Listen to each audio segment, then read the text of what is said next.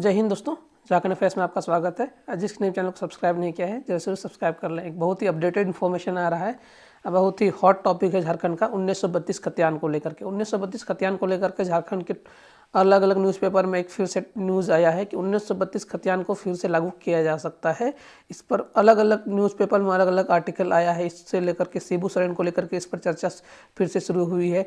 हेमंत सोरेन को लेकर के इस पर चर्चा शुरू हुई है और विधानसभा का भी इसमें जिक्र है। अलग अलग चीज़ों का इस पर जिक्र किया जा रहा है कि क्या 1932 खतियान को लेकर के फिर से अपनी कोई नई रणनीति शुरू कर रहे हैं। सोरेन से क्या इन्होंने चर्चा लिया है, मतलब अपने पिताजी से इन्होंने क्या, हेमंत सोरेन को कोई सलाह लिया है 1932 खतियान को लेकर के। क्या इसमें बीजेपी का क्या रोल है, इसमें जेएमएम का क्या रोल है, क्योंकि हाल फिलहाल में अभी झारखंड के नए राज्यपाल बने हैं सीपी राधाकृष्णन। सीपी राधाकृष्णन उनके पास उनका क्या रोल रहेगा इसमें। और उसके बाद हाल में रमेश बैस को यहाँ से चेंज किया गया झारखंड के राज्यपाल को लेकर के। तो उन सारे बिंदुओं पर हम चर्चा करेंगे। बीजेपी इस पर क्या रुख ले रही है, क्या इस पर प्रखर है क्या जेएमएम, क्योंकि हम लोग बार बार जेएमएम को हम लोग टारगेट किया जाता है। क्योंकि अगर आप प्रखर नहीं है, इस पर बार बार भी लौटाया जाएगा तो इस पर भी चर्चा होगा। इसी पर एक आज आर्टिकल आया है, तो इस पर हम लोग हर एंगल पर इस पर हम लोग चर्चा करेंगे। इसी पर वीडियो है, तो जिस किसी ने चैनल को सब्सक्राइब नहीं किया जरूर सब्सक्राइब करें और आगे आज का हम लोग वीडियो देखते हैं। आज का आर्टिकल में आया था कि हेमंत सोरेन सरकार ने फिर से विधानसभा से क्या वो बिल को जो वापस आई थी, जो पहले से ही पास किया हुआ बिल है, उस बिल को किनके पास भेजा था, नए राज्यपाल के पास भेजा था। सीपी राधाकृष्णन है जो झारखंड के नए राज्यपाल हैं। लास्ट हमारे राज्यपाल थे रमेश बैस थे। झारखंड के जो राज्यपाल जो बदले गए उनको हटा करके नए राज्यपाल बने हैं सीपी राधाकृष्णन। वो अभी नए राज्यपाल है झारखंड के। उनके पास ये जो 1932 का खतियान है, 1932 का जो खतियान का जो बिल है, उनको उनके पास भेजा गया। उसमें तो अब इतना बार ये चर्चा में रहा है ये बिल, इसमें तो बताने का नहीं है कि 3rd और 4th ग्रेड की नौकरी की मिले झारखंड के लिए। झारखंड में आरक्षण की बात की गई है इसमें, तो उसी के लिए इसको ये बिल लाया गया था, इसी के लिए लाया गया। उसको ये भेजा गया इनके पास, सीपी राधाकृष्णन के पास। लेकिन इन्होंने इस बिल को फिर से रिजेक्ट कर दिया। किसने? सीपी राधाकृष्णन ने भी रिजेक्ट कर दिया। इससे पहले ये कितना टाइम है, ये सेकंड टाइम भेजा गया। इससे पहले किनको भेजा गया था? रमेश बैस को भेजा गया था। ये रमेश बैस को भेजा गया था। ये सीपी राधाकृष्णन है, ये है सीपी राधाकृष्णन। सीपी राधाकृष्णन है। इससे पहले रमेश बैस एक बार रिजेक्ट कर चुके थे, सीपी राधाकृष्णन ने भी एक बार रिजेक्ट कर चुका था। क्योंकि हम लोग को भी बार बार लगता था कि मतलब अगर ये, क्योंकि ये हमको लग रहा है कि मतलब ज़्यादातर लोगों को लग रहा है, न्यूज़ में भी उतना ये चर्चा में नहीं है, लेकिन ये शिबू सोरेन की ये के बाद, शिबू सोरेन से कंसल्टेशन के बाद ही हेमंत सोरेन ने ऐसा किया है कि ये 1932 को लेकर के अब जेएमएम बहुत ज़्यादा प्रखर है कि 1932 को अब डेफिनेटली झारखंड में लाया जाए, ऐसा माना जा रहा है। चाहे कोई भी पार्टी हो, चाहे कोई भी ये हो, लेकिन 1932 खतियान को लेकर के, इनको लेकर के ये बहुत ज़्यादा ही मतलब अब जेएमएम को ये अपने आप को इनको ये इनका फाइनल स्टैंड माना जाएगा 1932 खतियान को लेकर के, कि इनको लाना ही पड़ेगा। चाहे बीजेपी इसमें कितना भी ये ले ले, इनको मतलब जेएमएम के ये जो थे, इनको इससे कंसल्ट कर रिजेक्ट करने से पहले इन्होंने सीपी राधाकृष्णन ने किनसे कंसल्ट किया था?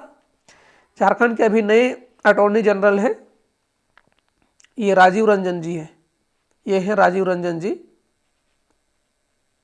फर्स्ट लॉ ऑफिसर इनको कहा जाता है, मतलब स्टेट का पहला लॉ ऑफिसर जिनको बोला जाएगा, राजीव रंजन। इन्होंने मतलब लीगल ऑफिसर से, स्टेट का पहला लीगल ऑफिसर भी बोल सकते हैं, इनसे कंसल्ट किया कि इस पर क्या क्या कमियां आ सकती है, कि इनको एक्सेप्ट किया जाए कि रिजेक्ट किया जाए, क्या सुप्रीम कोर्ट में इस पर कोई बहस छिड़ सकता है, एक्सेप्टेबल है कि नहीं। तो इन्होंने वही अपना पुराना जिक्र किया। आर्टिकल 14, आर्टिकल 16 विधि के समय समान था। आर्टिकल 14, 16, आर्टिकल 16 का जी नौकरी में सबकी समानता, 16 के 2 के तहत इस आर्टिकल को रिजेक्ट किया है। यही 2 आर्टिकल के तहत, ये पॉलिटी का विषय है इतना का। आप विधि के समय समानता, आर्टिकल 14 कानून का सबको डर होना, मतलब कानून सबको समान नज़रों से देखता है और नौकरी में सबको समान अवसर देना चाहिए, उसके तहत इसको रिजेक्ट किया गया है। तो लेकिन ये सब होने के बावजूद भी बहुत ऐसी जगह पर मतलब एक एक्सेप्शन बनता है। अगर चाहे तो सरकार इस पर ये कर सकती है, अगर सरकार स्टैंड लेना चाहे तो इस पर सरकार स्टैंड ले सकती है, क्योंकि झारखंड एक एक्सेप्शनल राज्यों में आता है। यहाँ के बहुत ऐसे राज्य हैं, अगर सरकार थोड़ा सा इसमें बदलाव करे, अगर हम अगर एज ए कोई भी हो, मतलब सरकार को तो कोई भी सजेशन दे सकता है। सरकार इसमें थोड़ा सा भी बदलाव करके अगर इस बिल को ले करके जाए अगर विधानसभा में, और उनको बोले कि जहाँ पर भी अनुसूचित जाति अनुसूचित जनजाति की जनसंख्या, मतलब झारखंड में लगभग 17 ऐसे जिले हैं, शेड्यूल जिले हैं, जहाँ पर भी शेड्यूल जिले हैं। झारखंड में बहुत ऐसे जिले हैं जो कि शेड्यूल है, मतलब शेड्यूल 5 के अंदर में आते हैं, अनुसूचित जिले हैं, शेड्यूल 5 के अंदर में आते हैं। तो सरकार को पहले करना चाहिए कि 1932 का खतियान को पहले शेड्यूल 5 में लाना चाहिए, मतलब शेड्यूल 5 जिलों में लागू करना चाहिए। कम से कम वहाँ तो आपको तो लागू करना ही चाहिए, क्योंकि वहाँ पर 75% से ज़्यादा की जनसंख्या क्या है, SC ST है। तो वहाँ पर तो आप 1932 खतियान एकदम डेफिनेटली ला सकते हैं भले, क्योंकि वहाँ की ज़्यादातर जनसंख्या शेड्यूल 5 के अंदर में आती है। वहाँ की ज़्यादातर जनसंख्या SC और ST है। क्योंकि इस स्टैंड के साथ सरकार को, मेरे नज़रिए से हमको लगता है सरकार को बाहर जाना चाहिए, क्योंकि जहाँ पर झारखंड में अनुसूचित जाति और अनुसूचित जनजाति की जनसंख्या 75% से जिस ब्लॉक और जिस जहाँ पर भी है, वहाँ पर इस 1932 को तत्काल प्रभाव में लागू करना चाहिए। इस स्टैंड को इनक्लोज करना चाहिए 1932 खतियान में, और उसके आधार पर, क्योंकि नहीं तो दूसरे स्टेट में जहाँ पर भी अनुसूचित जहाँ पर भी मतलब दूसरे कास्ट के ये जनजाति के लोग ये ज़्यादा नहीं है, तो उनको इस स्टैंड पर वो तो रिजेक्ट कर ही देंगे कोर्ट। तो शुरू में आपको कोशिश करना चाहिए कि इसको 1932 को लागू करने के लिए एटलीस्ट, अगर आप बहुत प्रखर हैं कि आप 1932 को लागू करना चाहते हैं, तो आप इस आधार पर आप इसको लागू कर सकते हैं। आपकी क्या राय है?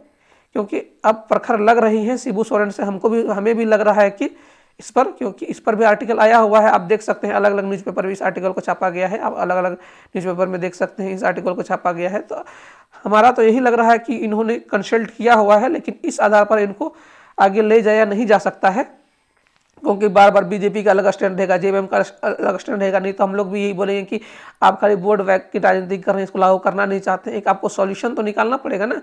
1932 को लेकर के बार बार कोर्ट इसको रिजेक्ट कर देगा, आप बोलेंगे कोर्ट में हमारे ये कि लोग नहीं है इसलिए एक्सेप्ट नहीं हो रहा, तो ये तो चलता रहेगा, तो साइकिल की तरह चलता रहेगा। 1932 कभी आएगा ही नहीं। अगर आप 1932 को लेना चाहते हैं तो एक सॉल्यूशन लेकर के आइए, 1932 को लेकर के सॉल्यूशन लेकर के आइए। झारखंड की जनजातियों का अगर आप विकास चाहते हैं, झारखंड में जितनी भी 32 तरह की जनजातियाँ हैं, झारखंड में 32 जनजातियों और उसके अलावा जितने भी सारे जनजातियों का विकास चाहते हैं और उसको लागू करना चाहते हैं, तो आप कोशिश कीजिए 1932 के लिए झारखंड की जो 17 शेड्यूल जिले हैं, पहले जहाँ पर भी झारखंड में शेड्यूल कास्ट और शेड्यूल ट्राइब की जनजातियों का परसेंटेज 75% से ज़्यादा है, पहले वहाँ पर लागू करिए। इस क्लाउज को आप 1932 खतियान में लागू कीजिए। उसके बाद इसको आप भेज दीजिए कहाँ पर के, राज्यपाल के पास, और उसके बाद अब शेड्यूल 9 में भेजिए। हमें लगता है कि इस क्लाउज के साथ कोर्ट इसको रिजेक्ट नहीं कर सकती, क्योंकि वहाँ पर ज़्यादातर जनजातियों का हमें ऐसा लगता है। हम गलत भी हो सकते हैं। आपकी क्या राय है कमेंट सेक्शन में दे सकते हैं। इस वीडियो को ज़्यादा से ज़्यादा